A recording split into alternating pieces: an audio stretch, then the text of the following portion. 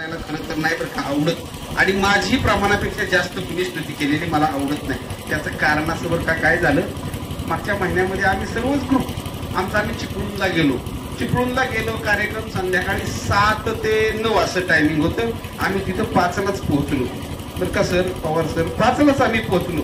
पण झाली अशी गंमत की तिथं आम्हाला गेले असो फक्त एक आपल्याला जरा सेवेला चालू व्हायला वाढवा आवाज.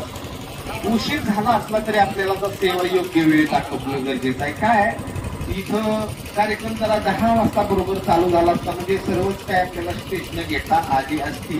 आता गाडी उशिरा सुटली, स्टेशनवर तर वेळेत पोहोचली पाहिजे. आता नाहीला जाय आदली मधली स्टेशन चुकवावी लागणार. पण आता चुकवीत असताना कोणची चुकवायची, जिथं पॅसेंजरच नाही ना अशी स्टेशन चुकवत. फक्त तुम्ही काय करा एक सहकार्य की श्रवण व्यवस्थित करा.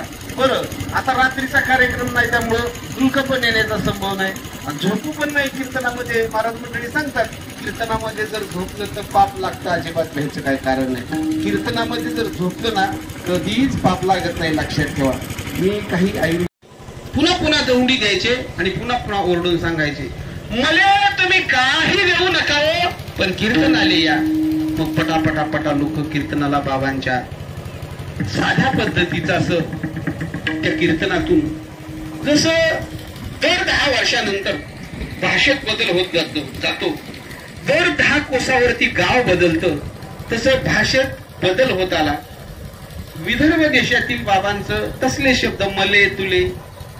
तुम्ही जर कधी गोव्याला मालवणला गेला ना, मी गोव्याला काही जॉब निमित्त 5-7 वर्ष होतो तिथं.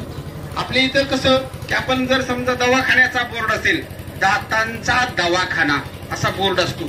गोव्याकडे किंवा मालवणच्या बाजूला तो बोर्ड कसा असतो, दातांचो दवाखानो. म्हणजे भाषेत बदल होतो जिकडे जाईल तिकडं.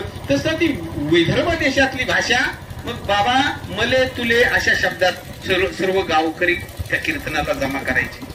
आणि कीर्तनाला जमा झाल्यानंतर आपल्या भजनात पण फरक पडत गेला. बाबांच्या वेळेचं भजन आणि आपल्याचं भजन.